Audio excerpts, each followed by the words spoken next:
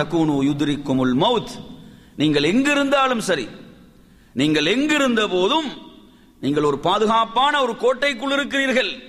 ஒரு பாதுகாப்பான கோட்டை, எந்த ஒரு நோயும் வராது, நோய் கிருமிகளும் அணுகாது, எந்த ஒரு நோய் கிருமியும் அணுகக்கூடாது என்று என்ன செய்கிறார்? ஒருத்தர் பாதுகாப்பாக வாழுகிறார் என்று வைத்துக் கொள்ளுங்கள்.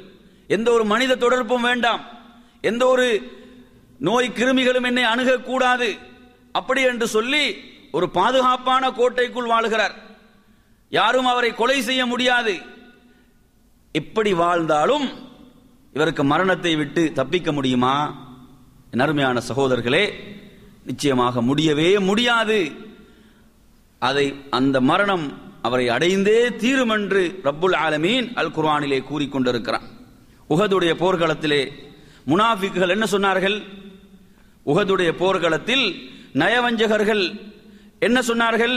யகூலூன லவ் கான லனா மினல் அம்ரி ஷைஉன், எமக்கு இதில் ஏதும் நன்மைகள் சாதகங்கள் இருந்திருக்கும் என்று சொன்னால் மா குத்தில்னா ஹாஹுனா, நாம் இங்கு கொலை செய்யப்பட்டிருக்க மாட்டோம் என்று சொல்லும் போது அல்லாஹ் என்ன சொல்கிறான்? நபியே குல், நீங்கள் சொல்லுங்கள் அவர்களுக்கு, லவ் குந்தும் ஃபீ புயூதிக்கும், நீங்கள் உங்கள் வீடுகளில் இருந்தாலும் அல்லாஹு தஆலா உங்களுக்கு மரணத்தை விதித்து விட்டால், லபரஸல்லதீன குதிப அலைஹிமுல் கத்லு இலா மதாஜிஹிம், உங்களுக்கு மரணம் என்பது முடிவாக்கப்பட்டு விட்டால் அந்த களத்துக்கு நீங்கள் கொண்டு வரப்படுவீர்கள், நீங்கள் வந்தே தீருவீர்கள் என்று அல்லாஹு தஆலா சொல்கிறான்.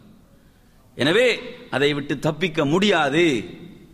எனவே நறுமையான சகோதரர்களே, ஒருவர் ஒரு குறிப்பிட்ட இடத்தில் தான் மரணிக்க வேண்டும் என்று அல்லாஹ் விதித்து விட்டால் அந்த இடத்துக்கு செல்ல வேண்டிய தேவை அல்லாஹ் அவருக்கு ஏற்படுத்துவான்.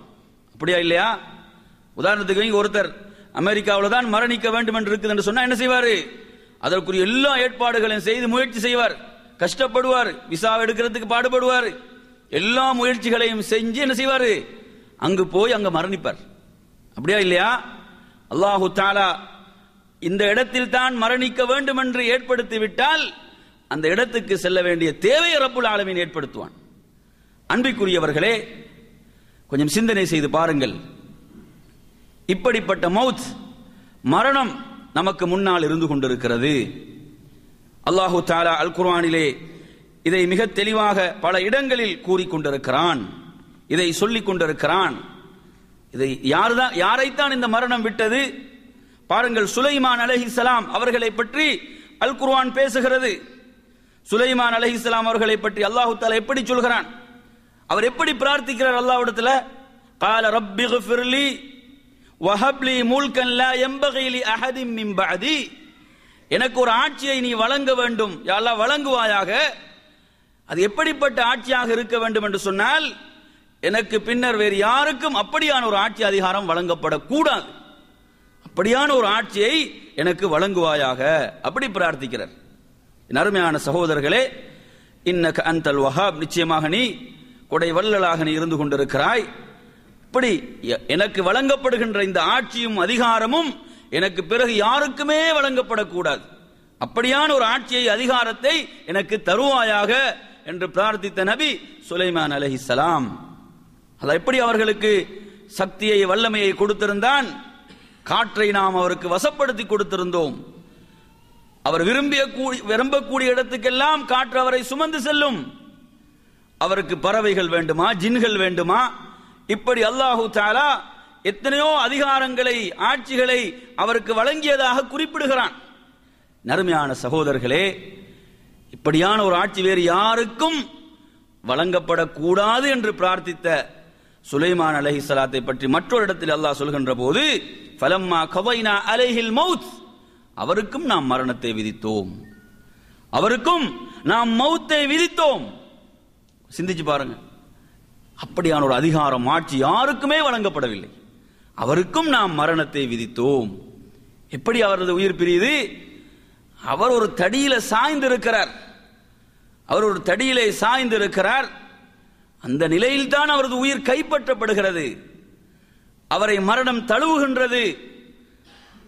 அந்த தடியை கரையான்கள் அரிக்க ஆரம்பிக்கின்றன. அதற்கு பிறகுதான் அவர் கீழே விழுகிறார். ஜின்கள் அதற்கு பிறகுதான் கண்டுகொள்கிறார்கள் இவர் மரணித்து விட்டார் என்பதை. என் அருமையான சகோதரர்களே, 34வது அத்தியாயத்தினுடைய 14வது வசனமாக இதை நாம் பார்க்கலாம். அன்பிற்குரியவர்களே, இப்படி மிகப்பெரிய ஆட்சி அதிகாரம் வழங்கப்பட்டவர்களும் என்ன செய்தார்கள்? இந்த மரணத்தை சந்தித்தார்கள். அல்லாஹு தஆலா அவர்களுக்கு அதை சுவைக்க செய்தான் என்பதை அல் குர்ஆனின் மூலமாக மிக தெளிவாக சொல்கிறான். அதே போன்று பாருங்கள், யூசுப் அலைஹிஸ்ஸலாம் அவர்கள் அவங்க என்ன செஞ்சாங்க? அவர்களும் ஆட்சியை அதிகாரத்தை பிரார்த்தித்தார்கள். அவங்க சொல்றாங்க, ரப்பி கத் ஆதைதனி மினல் முல்க், நீ எனக்கு ஆட்சியை தந்தாய், நீ எனக்கு அதிகாரத்தை ஆட்சியை தந்தாய், வஅல்லம்தனி மின் தஅவீலில் அஹாதீஸ், எனக்கு கனவுகளுக்கு விளக்கம் சொல்கின்ற அந்த ஆற்றலை எனக்கு தந்தாய், அவைகளை கற்றுத் தந்தாய், நீதான் வானங்களை பூமியை படைத்தவனாக இருக்கின்றாய், அந்த வலியி ஃபித் துன்யா வல் ஆஹிரா, நீதான் இந்த உலகத்திலும் மறுமையிலும் என்னுடைய பொறுப்பாளனாக பாதுகாவலனாக நீதான் இருக்கின்றாய். தவஃபனி முஸ்லிமா, என்னை ஒரு முஸ்லிமாக மரணிக்க செய்வாயாக. வல்ஹிக்னி பிஸ்ஸாலிஹீன், என்னை நல்லவர்களோடு சேர்த்து விடுவாயாக. ஆட்சி அதிகாரம் வழங்கப்பட்டிருந்தது. ஆட்சியிலே இருந்து கொண்டே இதை கேட்கிறார்கள். ஆட்சி பீடத்தில் அமர்ந்து கொண்டே இப்படி பிரார்த்திக்கிறார்கள், யா அல்லாஹ், இப்படி எல்லாம் உலகத்திலே பாக்கியங்களை எனக்கு தந்திருக்கிறாய், நிலையானதா? இல்லை. அதனால் கேட்கிறார்கள், தவஃபனி முஸ்லிமா, என்னை ஒரு முஸ்லிமாக மரணிக்க செய்வாயாக. வல்ஹிக்னி பிஸ்ஸாலிஹீன், என்னை நல்லவர்களோடு நல்லடியார்களோடு என்னை சேர்த்து விடுவாயாக. இப்ராஹிம் அலைஹிஸ்ஸலாம் அவர்களும் இப்படியே கேட்டார்கள், ரப்பி ஹப்லி ஹுக்மன் வல்ஹிக்னி பிஸ்ஸாலிஹீன். 26வது அத்தியாயத்தினுடைய 83வது வசனம். இப்ராஹிம் அலைஹிஸ்ஸலாம் அவர்களும் என்ன செய்தார்கள்? அல்லாஹ்விடத்திலே ஆட்சியை பிரார்த்தித்தார்கள். அதே போன்று என்னை சாலிகான நல்லடியார்களோடு சேர்த்து விடுவாயாக என்றும் பிரார்த்தித்தார்கள். சிந்தனை செஞ்சு பாருங்க. எனவே இப்படி நபிமார்கள் பிரார்த்தித்தவற்றையெல்லாம் அல் குர்ஆன் கூறிக்கொண்டிருக்கிறது. எனவே அன்பிற்குரிய சகோதரர்களே, மரணத்தை வெல்ல முடியாது. இன்று நாம் வாழக்கூடிய இந்த உலகத்தில் என்ன சொல்லிக் கொண்டிருக்கிறார்கள்? எய்ட்ஸுக்கு இன்னும் மருந்து கண்டுபிடிக்கப்படவில்லை என்று சொல்கிறார்கள். மருந்து கண்டுபிடிக்கப்பட்டு விட்டது என்று வைத்துக் கொள்வோம், மரணத்தை விட்டு தப்பிக்க முடியுமா? அல்லாஹ்வின் ரசூல் ஹப்பத்து சௌதாவை பற்றி சொல்கின்ற போது, கருஞ்சீரகத்தை பற்றி சொல்கின்ற போது என்ன சொல்கிறார்கள்? அது அனைத்துக்கும் மருந்தாக இருக்கிறது, இல்லல் மவுத், மரணத்தை தவிர என்று சொல்கிறார்கள். மரணத்தை தவிர மற்ற அனைத்துக்கும் மருந்து என்று சொல்கிறார்கள். அதற்கு மருந்து இல்லை, அதை வெல்லவே முடியாது. அன்பிற்குரியவர்களே, எனவே அல்லாஹு தஆலா இப்படியாக ஏன் இந்த மரணத்தை விதித்தான்? ஏன் மரணத்தை ஏற்படுத்தினான்? ஏன் மனிதனுடைய வாழ்வில் விரும்பியோ விரும்பாமலோ இந்த மரணம்? ஏன் இந்த சுன்னா, அல்லாஹ்வுடைய இந்த வழிமுறை ஏன்? என் அருமையான சகோதரர்களே, அல்லாஹ் என்ன சொல்கிறான் அல் குர்ஆனிலே மிக தெளிவாக, அல்லதி ஹலகல் மௌத், அவன் தான் மரணத்தை படைத்தான், வல் ஹயாத், அவன் தான் வாழ்க்கையை படைத்தான், லியப்லுவக்கும் அய்யுக்கும் அஹ்ஸனு அமலா, உங்களில் யார் நற்கருமங்கள் செய்கிறார்கள், நல்லவர்களாக வாழுகிறார்கள், அல்லாஹ்வுக்கு அடிபணிந்து கட்டுப்பட்டு வாழுகிறார்கள், இவற்றையெல்லாம் பரிசோதித்து பார்ப்பதற்கு தான் இந்த ஏற்பாடு என்று சொல்கிறான். இந்த ஏற்பாடு எதற்கு தெரியுமா? நீங்க எப்படி வாழ்றீங்க? வஹதைனாஹுன் நஜ்தைன், இரண்டு வழிகளும் தெளிவாக காட்டப்பட்டிருக்கின்றன. எந்த வழியில் வாழ்கிறீர்கள் என்பதை பரிசோதிப்பதற்கு தான் என்று ரப்புல் ஆலமீன் கூறிக்கொண்டிருக்கிறான். எனவே அருமையான சகோதரர்களே, அதுதான் நமது இலக்கு, அதுதான் நமது இலக்காக இருக்க வேண்டும். அந்த இலக்கை நாம் மறந்துவிடவே கூடாது. அதை நாம் மறந்துவிட்டால் நம்மை போன்று கைசேதத்துக்குரியவர்கள், நஷ்டத்துக்குரியவர்கள் வேறு யாருமே இருக்க மாட்டார்கள். எனவே அன்பிற்குரியவர்களே, இன்னும் அவன் எப்படி சொல்கிறான்? குல்லு நஃப்ஸின் ذائقத்துல் மௌத், ஒவ்வொரு ஆத்மாவும் மரணத்தை சுவித்தே ஆக வேண்டும். ஏன்? வ இன்னமா துவஃபௌன உஜூரக்கும் யௌமல் கியாமா, மறுமையுடைய நாளில் நீங்கள் கூலி கொடுக்கப்படுவீர்கள். எப்படி உங்களுடைய உலக வாழ்க்கையை நீங்கள் அமைத்துக் கொண்டீர்களோ, உலக வாழ்க்கையினுடைய ஒவ்வொரு செயல்களுக்கும் என்ன செய்யப்படும்? அங்கு கூலி வழங்கப்படும். அதற்காகத்தான் என்று ரப்புல் ஆலமீன் சொல்கிறான். வமன் ஸுஹ்ஸிய அனின் நார் வ உத்கிலல் ஜன்னah, எவர் நரகத்திலிருந்து பாதுகாக்கப்பட்டு சுவர்க்கத்தில் நுழைவிக்கப்படுகிறாரோ, ஃபகத் ஃபாஸ், அவர் உறுதியாக வெற்றி அடைந்து விட்டார். அதுதான் உண்மையான வெற்றி, அதுதான் உண்மையான வெற்றி, அதுதான் என்று அல்லாஹ் சொல்கிறான். அந்த வெற்றியை நாம் மறந்து வாழுகிறோமே, மனிதர்கள் மறந்து வாழுகிறார்களே. வமல் ஹயாத்து துன்யா இல்லா மதாஉல் குரூர். உலக வாழ்க்கையை பற்றி என்ன சொல்கிறான்? இது ஒரு சொற்பமான ஒரு அற்ப இன்பம், இது ஒரு அற்பமான இன்பம் என்று அல்லாஹ் சொல்கிறான், ஏமாற்றக்கூடிய இன்பம் என்று சொல்கிறான். எனவே அன்பிற்குரியவர்களே, அதே போன்று 75வது அத்தியாயம் சூரத்துல் கியாமாவில் என்ன கேட்கிறான்? 36வது வசனத்தில், அயஹ்சபுல் இன்சான் அன் யுத்ரக சுதா. மனிதன் நினைத்துக் கொண்டிருக்கின்றானா அவனை நாம் அப்படியே சும்மா கண்டுகொள்ளாமல் விட்டு விடுவோம் என்று மனிதன் நினைத்துக் கொண்டிருக்கிறானா? இவ்வளவு பெரிய ஏற்பாடு எல்லாம் செய்து மனிதன் வாழ்வதற்குரிய எல்லா ஏற்பாடுகளும் செய்யப்பட்டு அவனுக்கு வழிகாட்டல்கள் வழங்கப்பட்டு அனைத்தையும் செய்துவிட்டு ஏதோ மனிதனை நாம் கண்டுகொள்ளாமல் அப்படியே விட்டு விடுவோம் என்று அவன் எண்ணிக்கொண்டிருக்கிறானா அப்படின்னு நல்லா கேட்கிறான்.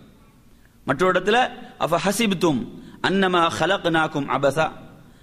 நீங்கள் நினைத்துக் கொண்டிருக்கிறீர்களா உங்களை நாம் வீணுக்காக படைத்தோம் என்று? வீணுக்காக. சிலருடைய வாழ்க்கையை பார்த்தீங்கன்னு சொன்னா எப்படி? அவங்களோட வாழ்க்கையில் எந்த நோக்கமும் இல்லாமல் வாழ்ந்து கொண்டிருக்கிறார்கள். எந்த நோக்கமும் இன்றி ஏனோ தானோ என்று வாழ்ந்து கொண்டிருக்கிறார்கள்.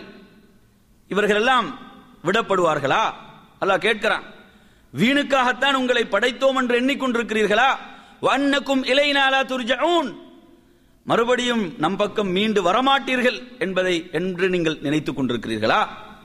எனவே நறுமையான சகோதரர்களே, ரப்புல் ஆலமீன் இப்படியான ஏற்பாடுகளை எல்லாம் செய்து மனிதனை மிக சிறந்த ஒரு தோற்றத்திலே படைத்து மனிதனுக்கு வழிகாட்டல்களை வழங்கி, ஏன் இவ்வளவு ஏற்பாடுகளும் என்று சொன்னால், மனிதன் தான் படைக்கப்பட்ட நோக்கத்தை உரிய முறையிலே விளங்கி